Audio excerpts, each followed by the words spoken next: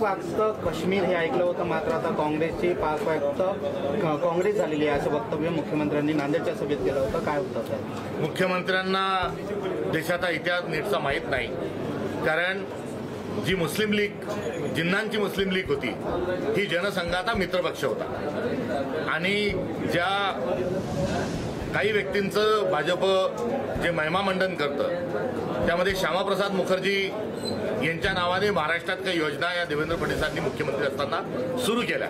हे श्यामाप्रसाद मुखर्जी जे आहेत हे बंगालचे उपमुख्यमंत्री होते आणि आता फडणवीसांची जशी युती ही शिंदे आणि अजित पवारांची आहे तशी त्यावेळेस जनसंघाची आणि मुस्लिम लीगची युती होती आणि मुस्लिम लीग, जिन्नांच्या मुस्लिम लीगमध्ये श्यामाप्रसाद मुखर्जी जे आहेत हे उपमुख्यमंत्री होते. त्यामुळे भाजप तेव्हाची जनसंघ म्हणजे आताचा भाजप हा मुस्लिम लीगची नाण्याची दुसरी बाजू आहे.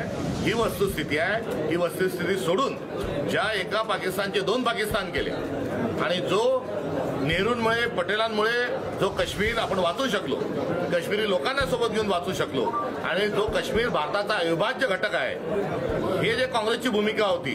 पुढे जाऊन शिमला करार करत असताना काश्मीर हा आमचा अविभाज्य घटक आहे आणि काश्मीरवर आम्ही चर्चा करणार नाही असा शिमला करार होता आणि त्या शिमला करारामध्ये असे होतं की तिसऱ्या कोणत्याही व्यक्तीला आम्ही या करारामध्ये या प्रश्नाच्या अनुषंगाने चर्चा करू देणार नाही.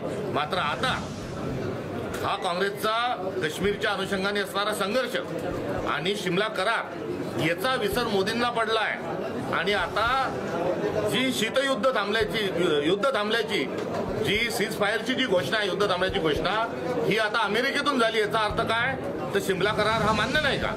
त्यामुळे काश्मीरमध्ये हा आपल्या हातातून सोडण्याच्या अनुषंगानं या ज्या हालचाली केल्या जात आहेत का असा एक प्रश्न त्या ठिकाणी निर्माण झाला आहे आणि ह्या सर्व पार्श्वभूमीवर जर फडणवीस असं म्हणत असतील तर त्यांचं डोकं ठिकाणावर आहेत का हाच प्रश्न विचारल्याशिवाय गत्यंतर नाही. महाराष्ट्र केसरी होते, मात्र आता ते साध्या नुरा कुस्ती लढतायत. आपण भाषणात म्हणाल काय म्हणायचं नेमकं? नाही, अशोक चव्हाण साहेब हे दीर्घकाळ मंत्रिमंडळामध्ये राहिले, आमदार राहिले, खासदार राहिले आणि मुख्यमंत्री देखील राहिले, प्रदेश काँग्रेस कमिटीचे अध्यक्ष देखील राहिले.